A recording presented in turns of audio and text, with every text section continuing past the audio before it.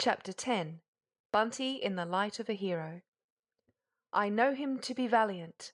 I was told that by one that knows him better than you. What's he? Marry, he told thee so himself, and he said he cared not who knew it. Bunty had been betrayed into telling another story. It was a very big one, and he was proportionately miserable. Everyone else had gone out but Meg, who was still in bed after her fainting fit, and he had been having a lonely game of cricket down in the paddock by himself. But even with a brand new cricket ball, this game palls after a time when one has to bowl and bat and backstop in solitary state. So presently he put his bat over into the garden and began to throw the ball about in an aimless fashion, while he cogitated on what he should do next. His father's hack was standing away at the further end of the paddock, and in an idle, thoughtless way Bunty sauntered down towards it and then sent his ball spinning over the ground in its direction, to give it a jump. Nothing was further from his thoughts than an idea of hurting the animal, and when the ball struck it full on the leg and it moved away limping, he hastened down to it white and anxious. He could see he had done serious mischief by the way the poor thing held its leg up from the ground and quivered when he touched it. Terror seized him forthwith, and he turned hastily round with his usual idea of hiding in his head. But to his utter dismay, when he got halfway back across the paddock, he saw his father and a brother officer come out of the wicket gate leading from the garden, and saunter down slowly in the direction of the horse, which was a valuable and beautiful one. In terror at what he had done, he slipped the cricket ball into the front of his sailor jacket, and falling hurriedly upon his knees, began playing an absorbing game of marbles. His trembling thumb had hit about a dozen at random when he heard his name called in stentorian tones. He rose, brushed the dust from his shaking knees, and wandered slowly down to his father. "Go and tell Pat I want him instantly," the captain said. He had the horse's leg in his hand and was examining it anxiously. "If he's not about, send Pip. I can't think how it's happened. Do you know anything of this, Bunty?" "No, of course not. I never did nothing," Bunty said with his chattering teeth. But his father was too occupied to notice his evident guilt, and bade him go at once. So he went up to the stables and sent Pat post-haste back to his father. And then he stole into the house, purloined 2 apples and a bit of cake from the dining-room, and went away to be utterly miserable until he had confessed. He crept into a disused shed some distance from the house. In days gone by it had been a stable, and had a double loft over it that was only to be reached by a ladder in the last stage of dilapidation. Bunty scrambled up, sat down in an unhappy little heap among some straw, and began thoughtfully to gnaw an apple. If ever a little lad was in need of a wise, loving, motherly mother, it was this same dirty-faced, heavy-hearted one who sat with his small, rough head against a cobwebby beam and muttered dejectedly, "'Twasn't my fault, 'twas the horse." He fancied something moved in the second loft, which was divided from the one he was in by a low partition. "Shoo, shoo, get away!" he called, thinking it was rats. He struck the floor several times with his heavy little boots. "Shoo!" he said. "Bunty?" The boy turned pale to his lips. That odd low whisper of his name, that strange rustle so near him, oh, what could it mean? "Bunty?" Again the name sounded, louder this time, but in a tired voice that struck him some way with a strange thrill. The rustling grew louder. Something was getting over the partition, crossing the floor, coming towards him. He gave a sob of terror and flung himself face downwards on the ground, hiding his little blanched face among the straw. "Bunty," said the voice again, and a light hand touched his arm. "Help me! Help me!" he shrieked. "Meg! Oh, Father! Esther!" But one hand was hastily put over his mouth, and another pulled him into a sitting position.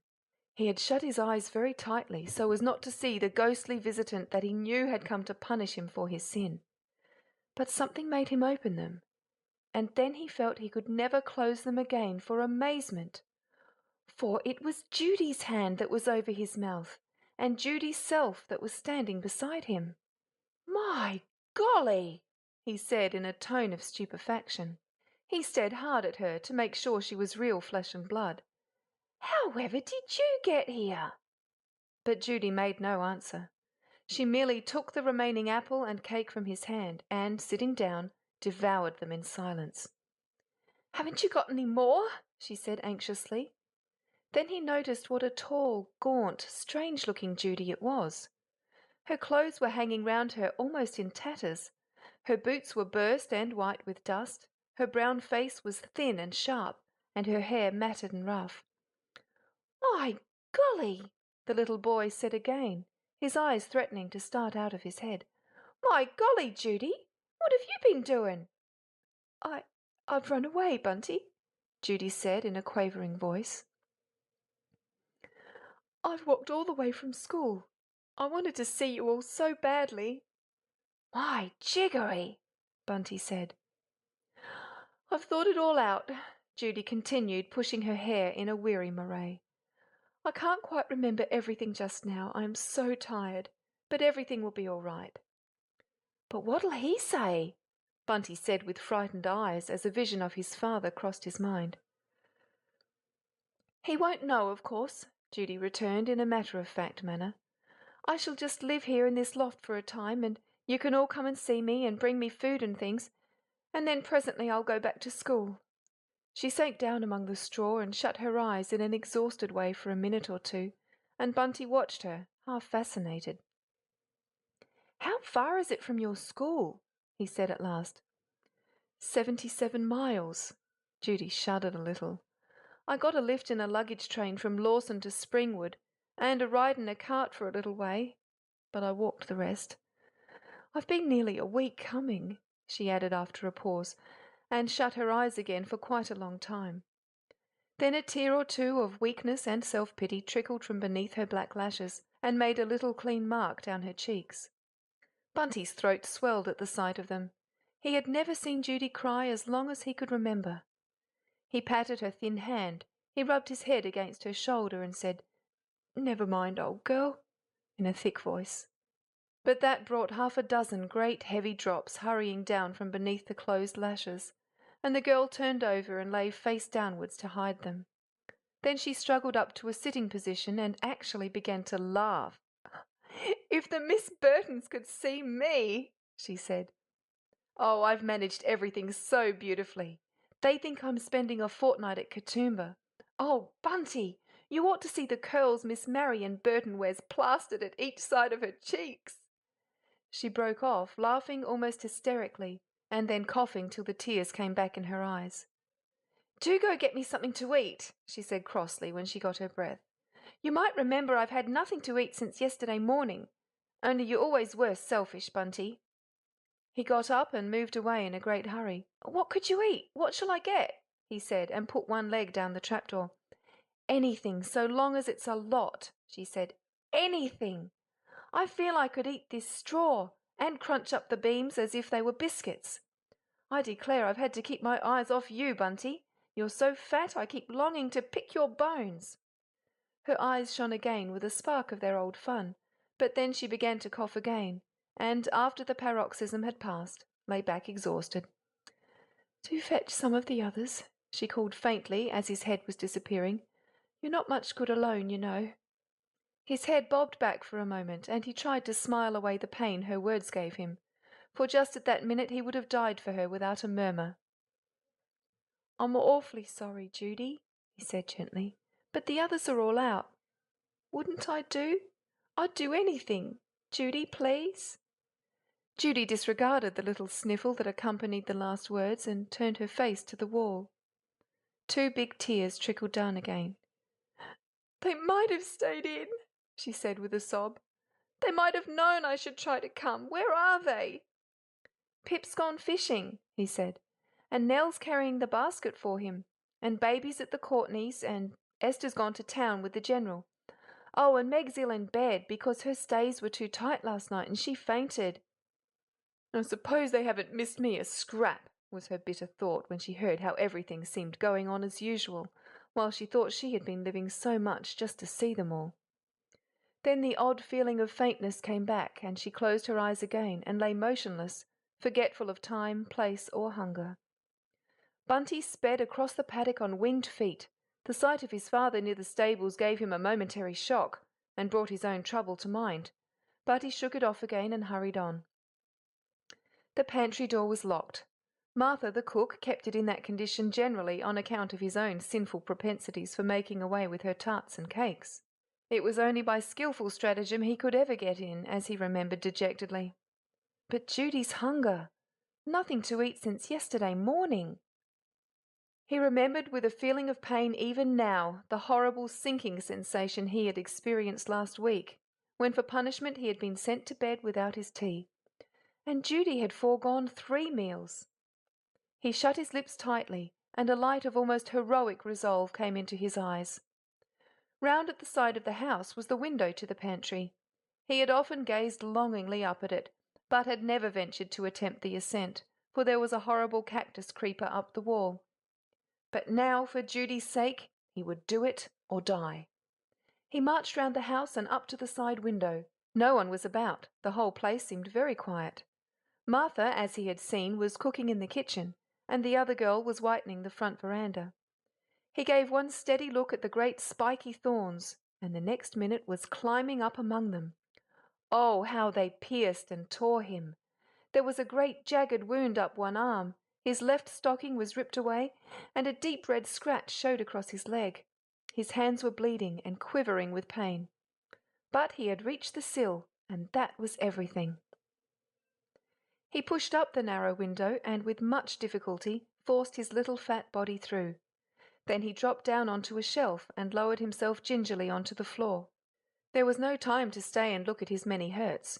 He merely regarded the biggest scratch with rueful eyes, and then began to look round for provender. The pantry was remarkably empty. Not a sign of cakes, not a bit of jelly, not a remnant of fowl anywhere. He cut a great piece off a loaf and carefully wrapped some butter in a scrap of newspaper. There was some corned beef on a dish, and he cut off a thick lump and rolled it up with the remains of a loquat tart. These parcels he disposed of down the loose front of his sailor coat, filling up his pockets with sultanas, citron peel, currants, and such dainties as the store bottles held. And then he prepared to make his painful retreat. He climbed upon the shelf once more, put his head out of the window, and gave a look of despair at the cactus. And even as he knelt, there sounded behind him the sharp click of a turning key. He looked wildly round, and there was Martha in the doorway, and to his utter horror she was talking to his father, who was in the passage just beyond. "Row's imprecation, or arnica," the captain was saying. "It's probably in this pantry, my good girl, because it is the last place I should expect it to be in. I left it on my bedroom mantelpiece, but somebody has seen fit to meddle with it. Why, in the name of all that is mysterious, can't you let my things alone?" "And what should I be after moving it for?" Martha retorted. "I don't mix the pastry with it to make it lightsome, leastway not ordinarily." She tossed her head, and the action revealed the small, kneeling, terrified figure at the window. Now the door was only half open, and her master was standing just beside it outside, so she only had the benefit of the spectacle. Twice she opened her mouth to speak, but Bunty made such frantic, imploring faces at her that she closed it again, and even began to examine the bottles on the shelf near the door to give the boy an opportunity of retreat. 1 minute and he would have been safe. 1 minute and he would have been in the thick of the cactus that had quite lost its terrors. But the fates were too strong for him. And all because Martha Tomlinson's shoe was down at the heel. In turning round it twisted a little under her, and in trying to recover her balance she put out one hand. And in putting out one hand she knocked over a jug, and the jug communicated its shock to dish, which toppled over and coolly pushed the great basin of milk off the shelf onto the floor. I don't know if you have ever tried to clean a board floor after milk, but I am sure you can imagine it would be a disagreeable task, especially if you had scrubbed it well only that morning. It was hardly to be wondered at, therefore, that Martha, in her profound irritation at the disaster, turned angrily round, and, pointing to the figure now stuck in the window, demanded in an exasperated tone whether the blessed saints could stand that dratted boy any longer, for she couldn't, so there. The captain took an angry step into the pantry and gave a roar of command for Bunty to come down. The boy dropped in an agony of dread and shrinking. "Always his hands are picking and stealing and his tongue a lying," said Martha Tomlinson, gazing unkindly at the unhappy child. 2, 3, 4, 5 angry cuts from the riding whip in the captain's hands, and Bunty had ducked under his arm and fled howling down the passage and out of the back door. Away across the paddocks he went, sobbing at every step, but hugely commending himself for bearing all this for someone else's sake. He could hardly have believed, had anyone told him previously, that he could have done anything so absolutely noble, and the thought comforted him even while the cuts and scratches smarted. He tried to stifle his sobs as he reached the shed, and even stuffed half a handful of currants into his mouth towards that end. But it was a very tearful, scratched, miserable face that bobbed up the opening near Judy again. She did not move, though her eyes were half open, and he knelt down and shook her shoulder gently. "Here's some things, Judy. Ain't you going to eat them?" She shook her head very slightly. "Have some corned beef or some currants. There's some peel too, if you'd rather." She shook her head again. "Do take them away," she said with a little moan. A look of blank disappointment stole over his small, heated face. "And I've half killed myself to get them. Well, you are a mean girl," he said. "Oh, do go away," Judy moaned, moving her head restlessly from side to side. "Oh, how my feet ache, no, my head, and my side. Oh, I don't know what it is." "I got hit here and here," Bunty said, indicating the places, and wiping away tears of keen self-pity with his coat sleeve. "I'm scratched all over with that beastly old cactus." "Do you suppose there are many miles more?" Judy said, in such a quick way that all the words seemed to run into each other. "I've walked hundreds and hundreds and I haven't got home yet. I suppose it's because the world's round and I'll be walking in at the school gate again presently." "Don't be an idiot," Bunty said gruffly. "You'll be sure and certain, Mary, and never to breathe a word of it. I've trusted you, and if you keep faith, I can go home and come back and no one'll know. And lend me 2 shillings, can you? I've not got much left. Bunty, you selfish little pig, you might get me some milk. I've been begging and begging of you for hours, and my head is going to Catherine wheels for want of it."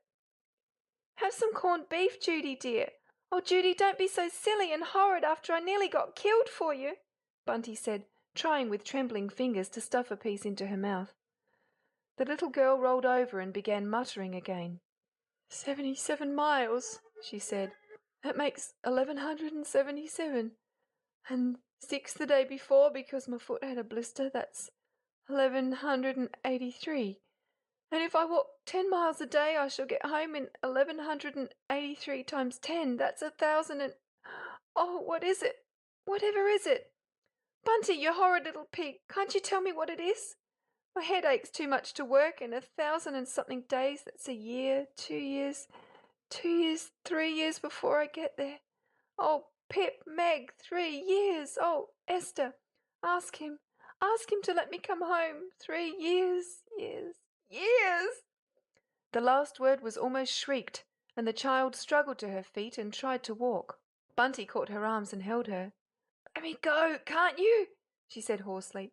"I shall never get there at this rate. 3 years and all those miles." She pushed him aside and tried to walk across the loft, but her legs tottered under her and she fell down in a little senseless heap. "Meg, I'll fetch Meg," said the little boy in a trembling, alarmed voice, and he slipped down the opening and hastened up to the house.